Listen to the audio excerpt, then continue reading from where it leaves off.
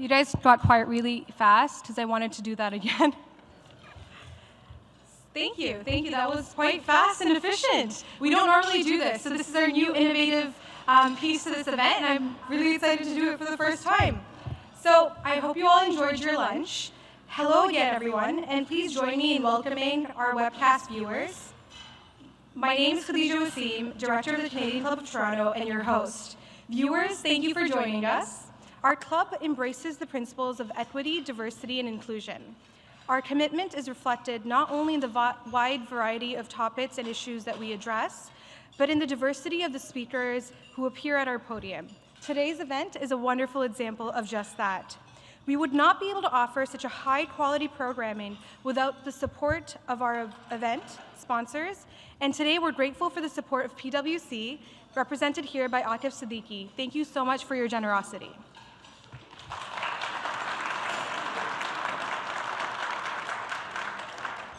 Now, time to hear from our panelists. Climbing the corporate ladder can be challenging. Layer that challenge with the fact that visibly different employees are often found at the bottom of the ladder and not at the top. It's openly acknowledged that there are many challenges to thriving in the corporate world. Sadly, being a person of color is often not one of them. The lived experiences of our panelists will illuminate the challenges. Let's hear from them now. Faithe Holder is a partner in the real estate and financial services in the Gowling WLG's Toronto office. She's been recognized as one of the best lawyers in Canada for project finance law. She's actively involved in the diversity and inclusion initiatives at Gowling. Saima Malik is currently AVP Omni Capabilities, which focuses on the connected experiences for TD customers and employees. She leads TD's Women in Leadership pillar for digital tech and also supports Mat's Women, an initiative that cultivates leadership for Muslim women. Sloly leads Deloitte Canada's security and justice practice to help modernize and optimize Canada's safety, security, and justice agencies. He's a trusted C-suite advisor and a global thought leader on security and justice issues. Previously, Peter was a deputy chief in the Toronto Police Services. Akif Siddiqui leads PwC's insurance audit practice. He brings diversified experience from 21 years working in assurance and advisory services in Pakistan, United Arab Emirates, and Canada. His community work includes being the executive sponsor for PwC's South Asian Business Network and serving as president of the Pakistani Professional Forum. Today's discussion is moderated by Ginella Massa. 4 years ago, Ginella made headlines for her head covering, for her hijab. She's Canada's first hijab-wearing television news reporter and anchor. She has worked behind the scenes and on air for local and national Canadian news outlets, including CityTV, News Talk, 1010, and Rogers TV. She's currently the 11 p.m. weeknight anchor for Toronto's City News. Audience, don't forget, if you have questions for our panel, please don't forget to use the Q&A cards that are on the table, and volunteers will be around to connect them. And now, I'm pleased to turn the Canadian Club of Toronto's podium over to Ms. Massa and our panelists. Thank you so much. Thank you, Khadija, and thank you so much to everybody for being here. I was really excited to be asked to be a part of this event. I think it's such an important conversation. One, to celebrate some of the achievements that some of these folks have achieved, and many of you in the room as well, but also to have a candid discussion about some of the work that still needs to be done moving forward to make our workplaces more inclusive. So thank you all for being here. Thank you to my panelists. I want to start maybe by asking, well, let me ask this. Let me do a poll. How many of you have walked into a room in a work setting where you were the only person of color? It'd be interesting to ask the audience. Yeah, let me ask you. That's a good question. That's a good point, Saima. Let me ask the audience as well. How many of you have walked into a room where you're the only person of color? So maybe for some of your colleagues, to think about that, to walk into a room where no one looks like you, no one has had the same experiences as you. I do want to start on a positive, though, because I want to ask maybe, what are some of the successful things that you've seen done that has really made you feel like this workplace or this company is really thinking about folks like me and our experiences, and I would like some others to take a cue from that. I know maybe Akif, we had talked about this earlier. Maybe you want to. Yeah, well, like it's interesting to look back 17 years ago when I initially came here, and I used to share that with most of my friends that on the entire floor there was only 2 people who would look like me, and it was challenging at times where immigrating and coming to learning a new language where you are speaking. And you try to feel that, okay, there is somebody else whom you can deal with. And now, fast forward 17 years, we are on the Bay Street, and we are here in downtown with so many different people with different diversity, and that's what has changed. So similarly, I think PwC has evolved, and I feel very proud to work with PwC because what we have done over the years is that we have embraced those differences, and we have created what we call our employee resource group, which not only include the South Asian Business Network, but like I think we were the first to have a gay, lesbian, and everyone else employee resource group within the organization. We have a very strong Latino network, and we have a very strong Black woman network. And we don't try to make those resource group as not only to motivate our employees, but we are also using it to bring them back to the business which we are doing. And that's what I say, like embracing those differences, using those differences and including those people into our core business activities.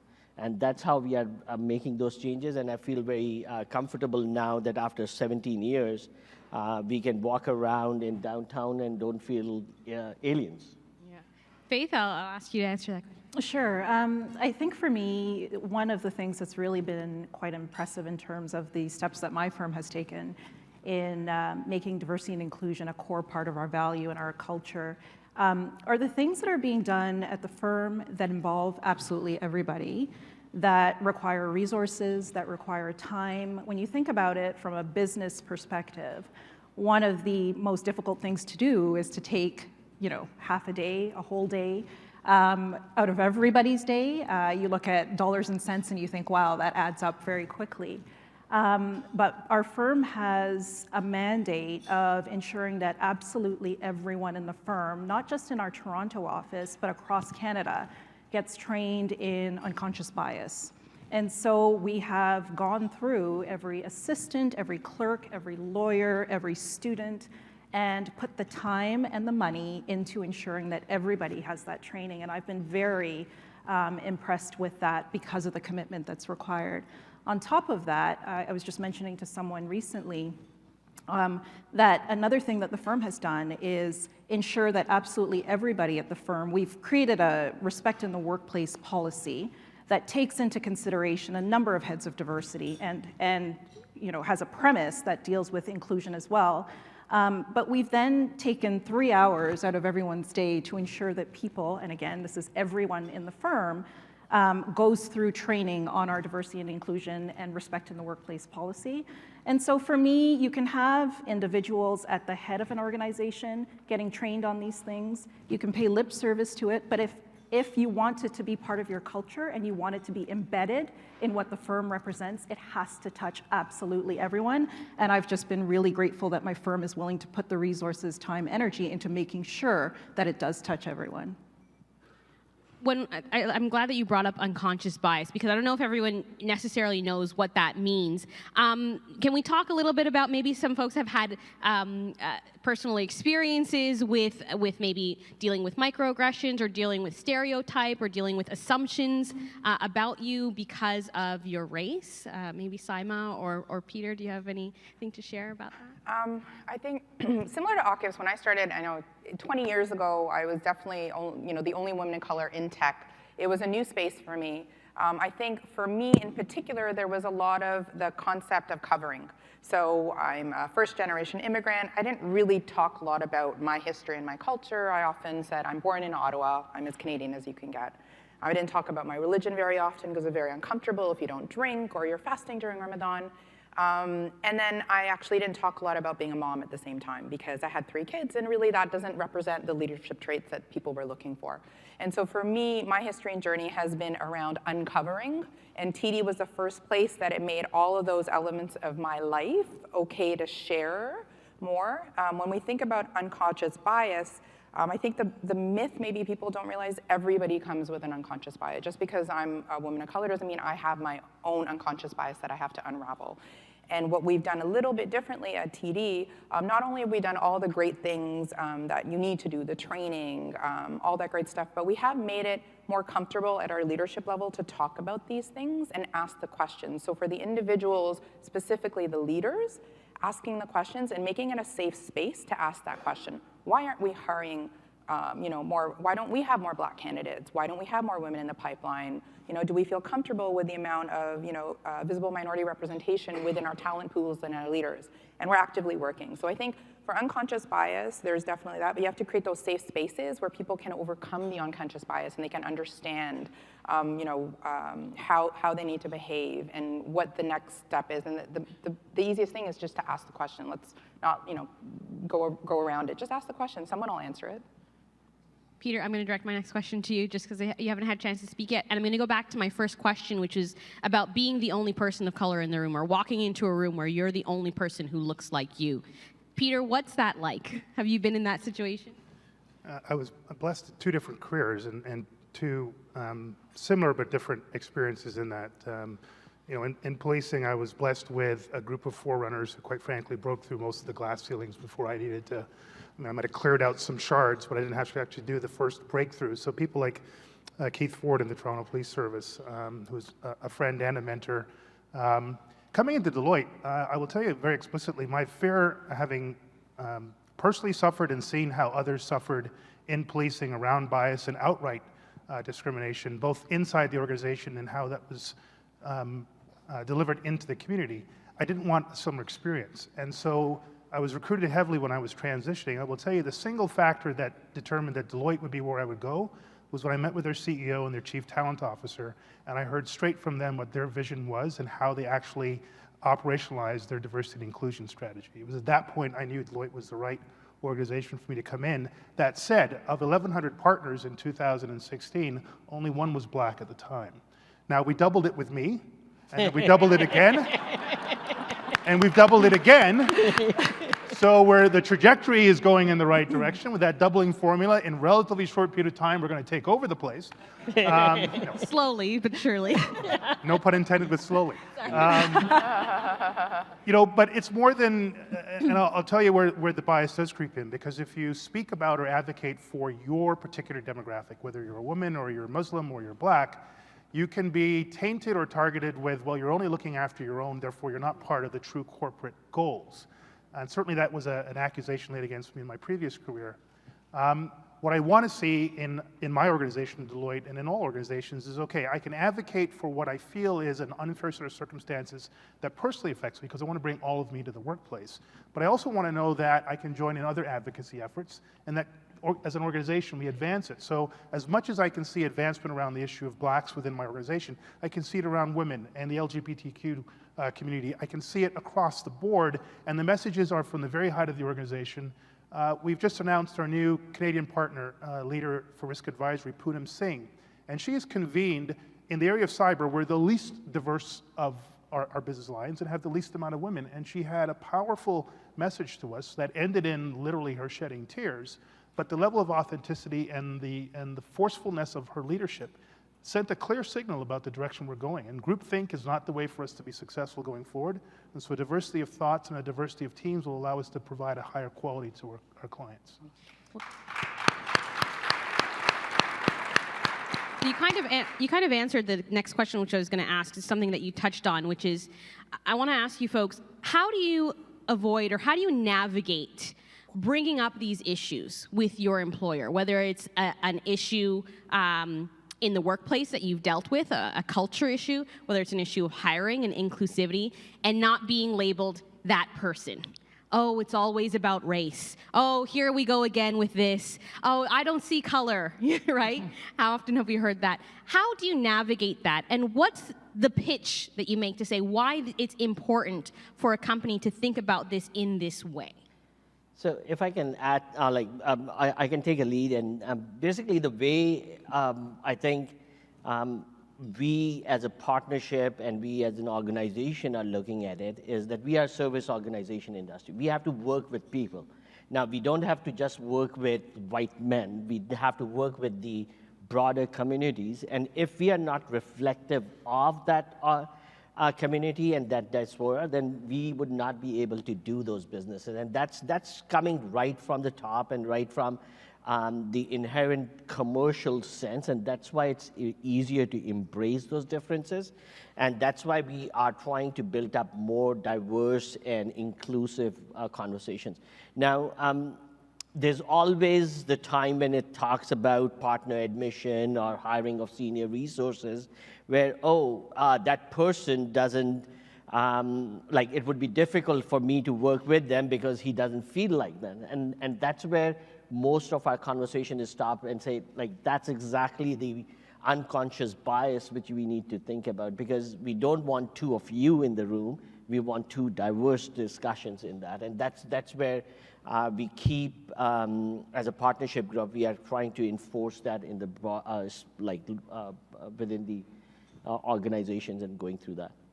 Oh, Saima? Yeah, I mean, I think one of the things is, if you're afforded the resources, monitoring and measuring really helps, because coming to the table with data, talking about what your pipeline looks like, how many women, how many vismen in there, it's representative, it's actual solid data that talks about what you're trying to do. To Akif's point, there's an economic imperative, obviously, just to do the right thing. You want to represent the communities you serve. So I think those are two pieces. Sometimes you do have to be that person, unfortunately. Sometimes you do have to be that person who's going to call out that something isn't happening. So, if you are afforded to be in a leadership position, you can call out some of those things as you're going through the talent pipeline or candidates, and you see that. So there have been instances at TD specifically where we've looked at the candidate pool and the leaders have said, hey, they're all sort of one type. Go back and get a more diverse candidate pool and come back. But we have to do more of that, and that requires leaders to be much more courageous, and they have to get over being that person. But there needs to be more of that happening more often at the leadership table.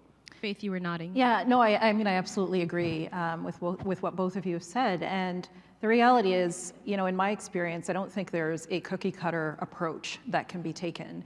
There are different things that will resonate, different approaches that will resonate with different people within your context, right? So for some people, the business case is actually quite persuasive, right? Because that's what drives their thinking, their approach to life, et cetera. For other people, it is a value statement. So it's the right thing to do, and perhaps you're the person who may point out something that they may not have realized, but once they see it, they take it on as something that they can take ownership over. So I think, and there's a spectrum, so it varies, and I think you have to be on so that when a situation arises, you're in a position to say, okay, how am I going to approach this? Is it going to be this end of the spectrum, that? I have 10 people in this room, and they're all different, they're all diverse. There are going to be different things that will speak to each of them. And so there is this being on, but to your point, Saima, about courage, that's really, in my experience, what it's taken. There are times when you're in a room and an opportunity arises and you have a split-second choice to make. Do I speak up? Do I risk being labeled, who knows what, including, yep, there's the race card again, or whatever the case may be, or do I put it on the table and hope that this is a teaching opportunity, a learning opportunity? I've been fortunate in my setting that I haven't had to think about it necessarily from a courage perspective, because the door has been pretty open. And I not only do I view that as fortunate, but it's actually, I think in some ways quite unique. So the door has been pretty open, and I've been given an opportunity to express my views. And so I've been able to share a lot of those thoughts, but I know not everybody has that setting and that opportunity. And so, yeah, courage, I think, is a really key thing to sort of focus on when you're in that setting, because it requires you to step out on a limb and you don't know what the outcome will be. And just to add on to that, and again, as I work with a lot of new immigrants and with Pakistani professionals, I try to, in terms of mentoring, it is internal shyness and internal biases, which holds us back at times as well.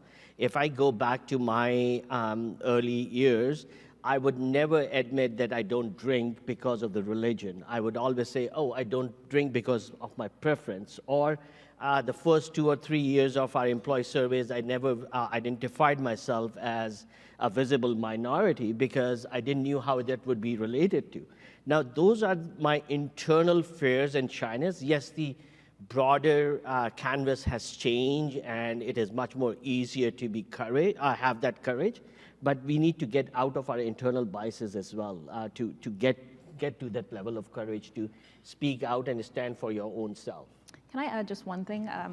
And that is, we are all intertwined here.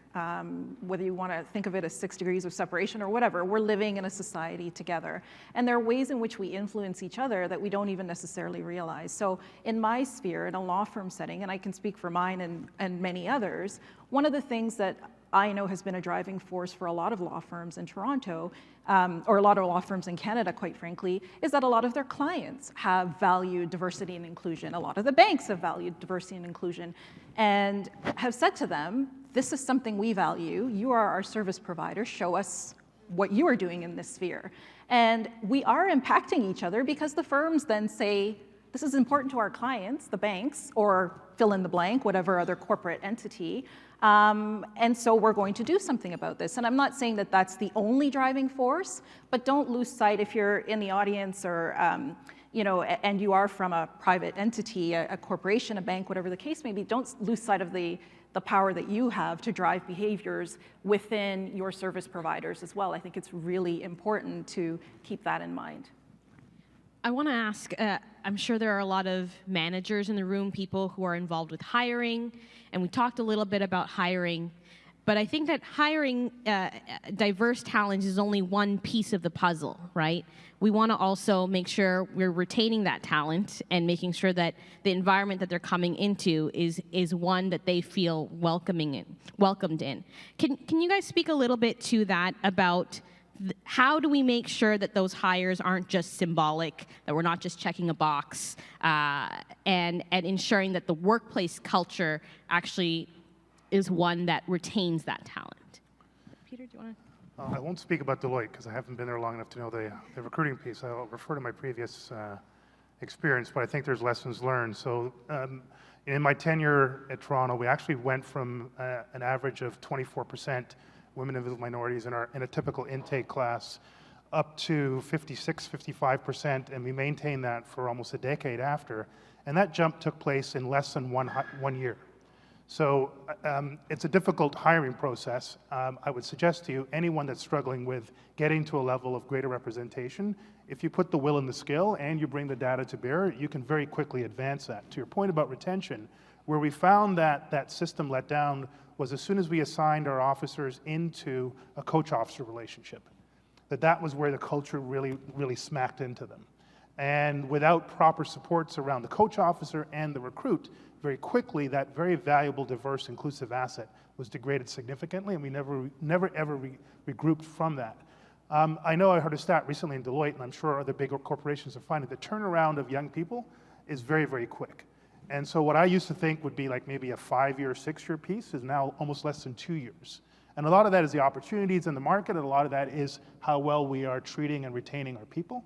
I'd be very interested to see if we had data around exit interviews. What are the reasons why you left? And inevitably there's a multiplicity of reasons.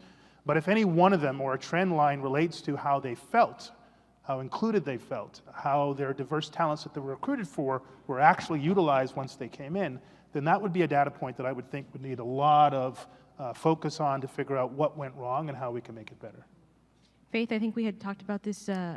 Yeah, no, I mean, when I think about the retention question, I often think about the inclusion component of diversity and inclusion, and I think that's really where it sits. So, diversity is inviting someone to the dance, and inclusion is actually picking them up and having them dance with you, engage with you.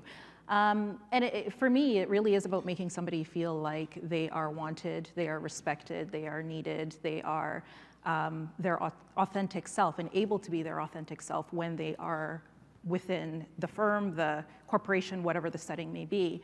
And so I think I can speak for my own experience in terms of what has enabled me to remain at our firm for 18 years, long time.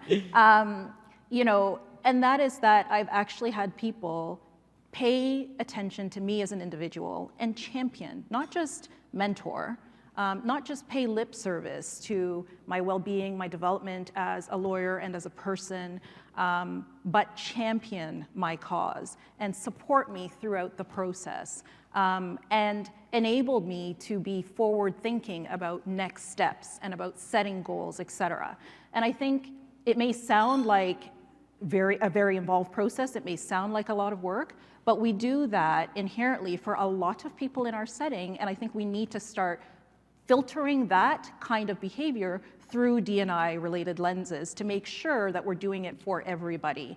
And I think that's what, if you're feeling, this may sound like a bit of a generalization, but if you're feeling like you are included, respected, and you can be you in that setting, chances are it's less likely that you're going to want to leave.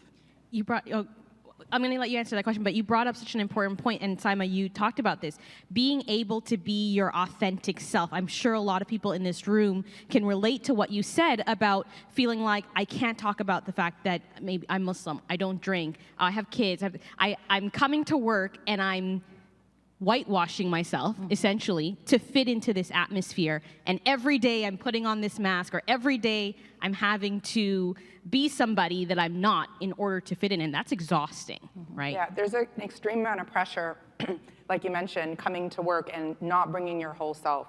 And so, you know, I talked about my journey when I came to TD was the first time I felt like I could actually be my full self. All of it, representing all of it. And I think that's one of the reasons, first of all, that's one of the reasons I'm still at TD.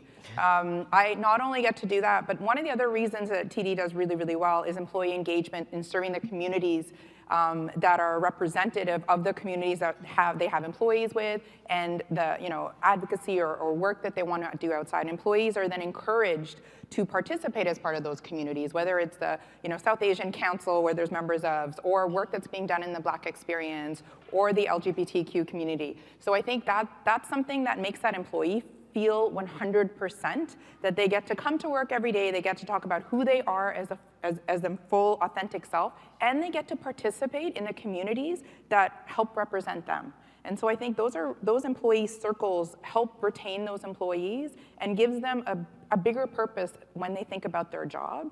And it helps just continue to progress the sense of diversity and inclusion. So I think they're really important parts of that diversity and inclusion around the communities you engage with, serve with, and your employee base, and what communities they're a part of also. We talked about having to be that person in the room. How many of you have had to take on the role of diversity trainer, workshop facilitator, de facto, to say, this thing that's happening here, this is problematic, and we need to have a conversation about it? And have you had that moment where you're like, oh God, now it's on me to do this, right? I know I've been there, and it sucks sometimes to say, I just want to go to work and just do my job and not have to do that.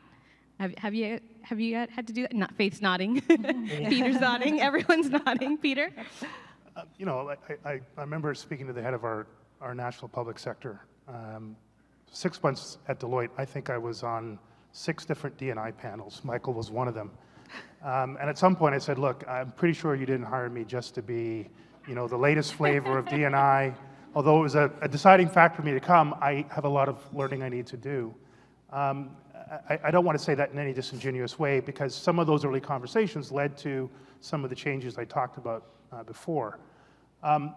There's certainly times within my broader career where, because you were the one with the lived experience, you were asked to lead a particular initiative. And I understand that, particularly if there's a scarcity of diversity, no doubt you're going to be asked to take on leadership. And folks in the room, that is part of your contribution to your corporate environment. So step up. Whether you volunteer or whether you've been tapped on the shoulder, step up. There are other times where I, against the advice of anybody that knew anything about advancing your career, I said, I want to volunteer to do this thing. And in fact, the reason why I'm with Deloitte is because I volunteered to do something in my previous profession and took on an issue that was vexing and complex and was an Achilles heel to my organization and to policing broadly. At the end of the day, I thought I was at the right time in my career to take on a challenge of this size, and I could suffer the consequences, good or bad. And so that's an element of courage. It is an element of discernment that comes from wisdom and experience. And sometimes, quite frankly, a bit of naivete to believe that you can actually take on a challenge like that. But nothing gets done without a combination of those three things. And similar, sorry. No, go ahead. Similar to that, like training is one part, training or facilitation is one part of it. I think as an executive and sponsor for our South Asian Business Network, which is growing, like bringing that South Asian, culture to the wider group where people can see those differences helps them to embrace those differences and then identify those things. Like there are lots of times where the question arises about very small things which are normal to the South Asian community. And then say, for example, having an event during the month of Ramadan where half of the population is fasting. So if you are planning an event during those times, most of the population, the people would not come. And those things, just helping people to understand those things in a broader setup, The cultural makes it sensitivity easier. piece, yeah. Make it easy. And those are the very small things which, oh yeah, that's the reason why you cannot do it, and why Ramadan keeps on moving on different times of the year. And those are the things which makes it easier to provide that courage to have the discussions. Here's a great public service announcement. Ramadan starts next weekend. Yes. Thursday. Don't plan Next any Monday. important lunches if you have Muslim staff. Sorry, Faith, you were going to...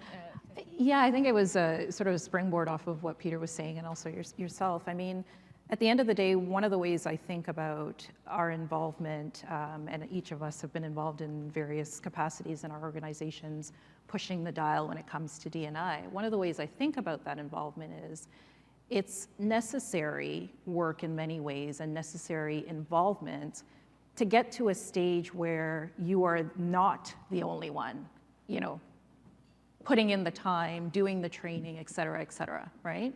So for me, when I think about it, I'm like, yes, maybe now I have to be one of 2 or one of 5 or one of however many, but if we do the work and we put in the time and we, slug it out with the training, et cetera, the hope is that you get to a point where there's a multitude, quite frankly, and maybe you get to a point where you don't need the training, but there's a multitude of people who are doing it then. So it's an investment of some sort. At the risk of pulling this topic too long, it bears obvious mention. I don't think any one of us would have had the courage or the ability to do the things we've talked about unless there were, within that established cohort within the organization, leaders who were willing to provide us a space, to open the door, to speak out even more courageously, to start the conversation around which we could follow up on. And almost in every one of the occasions where I felt brave enough to do that, it was because a senior officer or a senior partner had created the space around which, and I'll be honest, a male white senior officer or senior partner had created enough space and support to allow that to happen. So when you talked about we're all in this together, no one advances their individual cause unless we all, to some degree, work more together than against each other. So by that token, because we are almost out of time, I'm going to try and squeeze 2 questions in. One is, there are lots of people in the room here who came to this event, who want to hear, who want to learn more. How can we do better? How can we help you? How can I be an ally? What is your advice to your white, male colleagues, straight, able-bodied colleagues, the managers who are here, who want to do better but don't know how, your colleagues who want to support you, or what is your advice to them? And maybe we can kind of go down the line. Oh, Saima, go ahead. Yeah, I would say the first thing I talked about a little bit, ask questions and have the courage to ask the questions. So I think, for many of you, you may have been doing what you're doing for a very long time, and you actually may not realize you might be doing something wrong, or a behavior that you have is not appropriate. I think the first thing is, turn to one of your colleagues, your peers, and ask the question and have the courage to ask the question. Because I think maybe to that, be open to hearing the answer. Be open to hearing the answer. Yeah, no, I totally agree with you. I think that's the most important, because it's the dialogue that is the most important piece of that. And just that alone to that person that you're asking is going to be that bridge that they're looking for. and maybe there's someone who's more junior or someone who's still doing a lot of covering up, and they're just looking for that bridge to build that stronger relationship with you, because in the end, it's actually all about relationships, and it's a great way to start that conversation. Can I actually jump in on that? To your point about being open to asking questions or recognizing maybe that a behavior is problematic. I had a colleague who said to me, a colleague came, she's black, and a white woman came to apologize to her about something that had happened, and the white woman was crying. And my friend said to her, please don't put me in a position where I have to comfort you for something that you've done to me, right? If you're apologizing to me, please be open to hearing what you've done wrong and how you can do better. This is not about me making you feel better for something that you've done wrong, right? Sorry, so let's continue down the line there. Yeah, so I would add, I totally agree with asking that question and listening to the answer, but also, what I would add is providing that safe environment where people are not feeling shy about, people of color, people who are any person who is not being welcomed in the room, they are already intimidated. Providing that atmosphere and the culture where they can openly talk about those differences, that atmosphere is very critical, and that can only be done by those people who are majority in that room. And these are very small things which you can do, you can think about, and it's not rocket science, and especially where in a business setup where we are only trying to work around the relationship, this is part of the relationship. You want to get that trust from them and provide that safe environment. And so I agree with what both of the other speakers have said. I think I would add to that to stay the course. Because this is not, snap your finger and all of a sudden we have an environment that is completely diverse and completely inclusive and all goes well overnight. This is sustained hard work that takes time. It took a long time to ingrain our culture with some of the biases and prejudices and stereotypes and what have you that is part of our culture right now. And so it's going to take some time to undo a lot of that. And so I think, there may be a sense of longevity within some of the people who are doing the work, but you need allies who are going to stand by you throughout the entire process. And I'm not necessarily saying that there's an end result, like an end of the game or end of the process. We're done. Racism's over. It's a journey. It's a journey, and it's going to take time. We need people to stand by us. Throughout the entire journey. So sustained and sort of long-term commitment to the process. I'm gonna make a part B to this question before you answer, but it's just an extension. It just was reminded of a conversation we were having at the table about a white colleague saying that he feels guilty, and he wants to do better, but he feels guilty and he doesn't know what to do. And we had said, well, guilt isn't a productive feeling, right?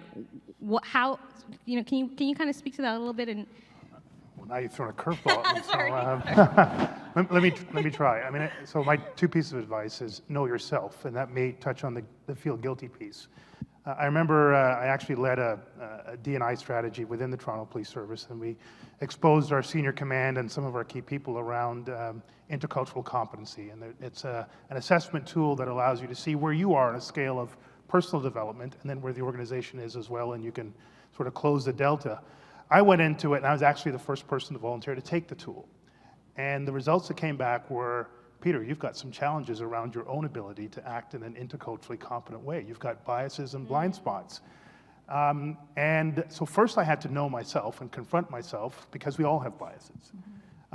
When you can do that, I think you can act more responsibly, authentically, and more effectively when you do the second part, which is don't ask permission, do the right thing. So if you need to intervene in a conversation, if you need to take on a leadership role within that area, at least you're coming from the most true self, and you're more likely to be successful. It's one thing to call out the organization around a bias or one of the isms, but if you're harboring those same things, if you're part of a different problem, then it's harder to be a leader on that issue. Guilt will come when you realize that you have not been your best version of yourself. And so whether you admit it and it has to be negotiated in some way, or whether you just deal with it so that you can move on from it, but that is, we're all going to be confronted with that sense of guilt I wish I'd known this back then, or I wish I had handled that situation differently. Whether So you what are you choose going to do express- now? Well, so do something with it, learn from it, grow from it, and move forward. Yeah, I think the question around guilt was like guilt around recognizing, maybe I have white privilege and I can't change that and I feel guilty about it, right? And so I think to me, my response was, well, you can't change who you are, but you can change what you do with it, what you do with that privilege and how you change the environment around you. We're almost out of time. I want to go to this question. Someone asked, do buzzwords like diversity and inclusion get in the way sometimes of tangible action when we use these terms? I mean, this is the first time I heard it specifically as D&I, because it is, a very specific box that we're trying to check sometimes. We only have a few minutes, so quick answer. I think from my perspective, one of the things that we've spent a lot of time doing is at the start of a conversation, making sure that we're all on even keel in terms of the definitions of the terms we're using. Because yes, they can get in the way. If you think you're having a conversation and you're using the word diversity or you're using the word inclusion and you're defining it one way and someone else is thinking of it a completely different way, you're not really going anywhere in that conversation. And so in our process within our firm setting, one of the things we've done is ensure that in all our trainings and what have you, we make sure we lay a common ground in terms of, and get to a common understanding in terms of what these terms mean, and then we can have a conversation with them without using those terms, without those terms getting in the way, but being productive. Unfortunately, we are out of time, and this is really just the beginning of a conversation. I want to thank you all for being so candid with us and sharing your experiences, because it is a brave thing to do often, especially when you are one of only two, in a room, and you're having to take on that role. So I want folks to think about that as they head back to their workplaces this afternoon, and hopefully continue these conversations and allow this be a moment to open the door to be really candid and vulnerable about how we can make our workplaces more inclusive. Thank you so much to the panel, and thank you all for being here.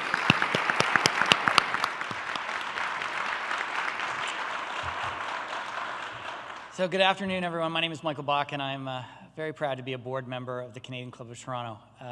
And I, like Khadija, am pretty excited, although at my age, we just stand still for obvious reasons. This was Khadija's idea, and I had the distinct pleasure of helping make it happen. Not because it's the right thing to do. I'm really not that good a person. But because this is what the city of Toronto looks like. And this was such an important conversation for us to have. It's the first time in the 120-year history of this club that we have had a conversation about the impact of race and ethnicity in employment.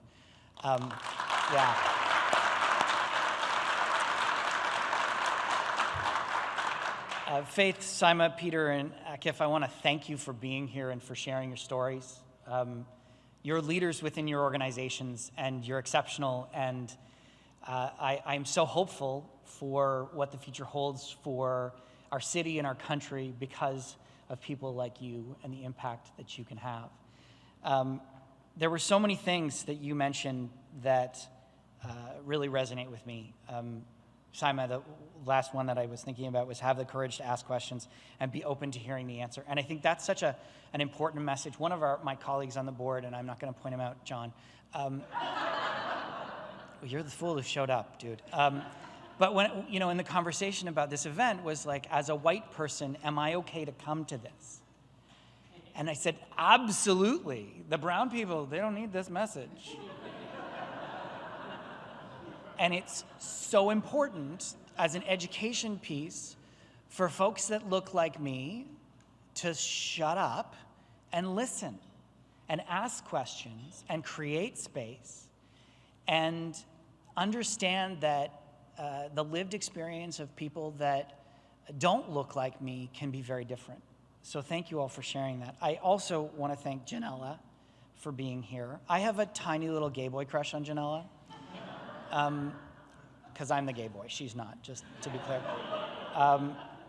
When Ginella became the first hijabi-wearing anchor on CityTV, I was so excited. She's no longer the first in Canada. There are apparently 2 others. They're not as good, let's call it. One's in Quebec, one's in Saskatchewan. They're not even places, really. But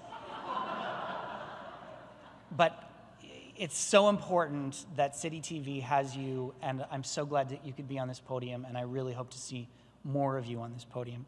I also want to thank all of you for being here. Some of you, this is a first time coming to a Canadian Club event.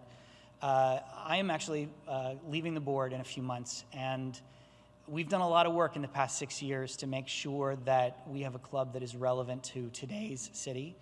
And I would encourage you to learn more about the club, to get on our mailing list, and to attend more events. Speaking of events, May 3rd, we have Premier-elect Jason Kenney coming to a club, maybe a different audience. Just gonna put that out there. Tuesday, May 7th, we also have the Toronto Star's Washington Bureau Chief Daniel Dale will be here to talk about fact-checking the U.S. president. That seems like a busy job. And then Thursday, May 9th, we'll host a panel to discuss Canadian leadership on medical cannabis research. So I hope that you'll be able to attend. I also want to thank our sponsor, PwC. Thank you so much. Without you, we could not make these events happen. And thank you to MediaEvents.ca, Canada's online event space, and VVC for live streaming today's event. I want to thank you all for joining us today, and I hope to see you at an event very soon. Thank you.